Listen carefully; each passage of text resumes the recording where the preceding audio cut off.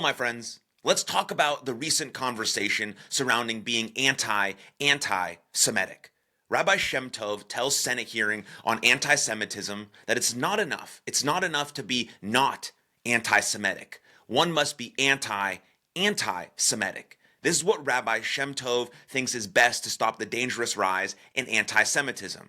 I personally believe this is a self-defeating rhetoric. Whether it's Ibram Kennedy or Rabbi Shem Tov, the better approach is to assert a universal standard, a universal moral compass.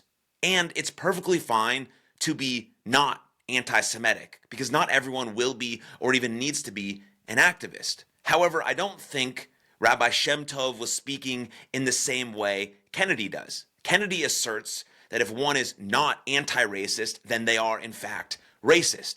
Rabbi Shem Tov seems to be saying that there is a calling for leaders to be active in combating anti-Semitism and to not allow it to fester and just be happy that they themselves are not anti-Semitic. It is a fact that anti-Semitism is on the rise, not just on the internet where it's literally everywhere and obvious, but also in terms of the hate crime stats. Anti-Semitic incidents are at an all-time high. They have been on the rise since October 7th, since Israel and the Jewish state were heinously attacked. The second point, for those of us who really care about this issue, we cannot defeat anti-Semitism through these left-wing racialist concepts, which have been utterly discredited in the past decade.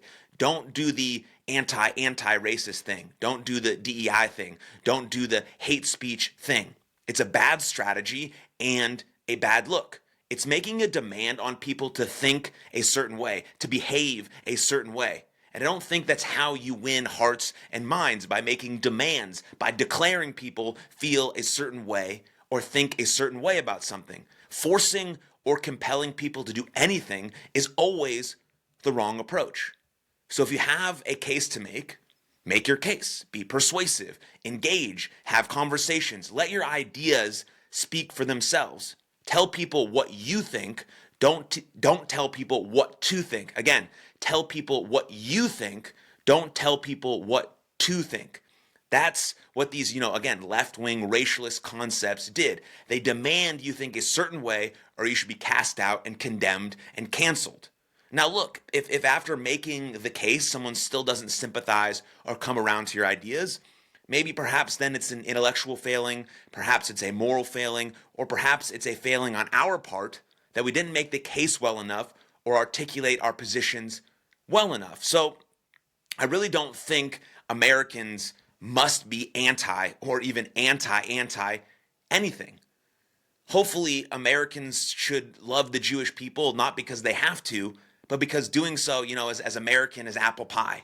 Because the greatest thinkers in the history of republicanism understood the genius of the Jewish intellectual tradition and saw it as the cornerstone of English and eventually American liberty.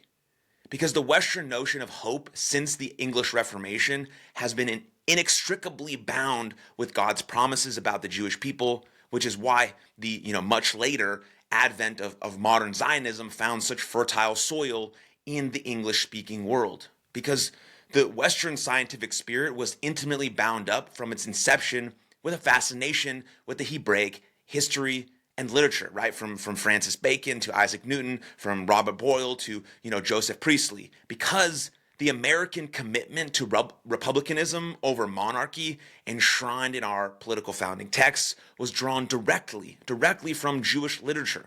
As John Milton phrased his case against monarchy, I follow the opinion of these rabbis.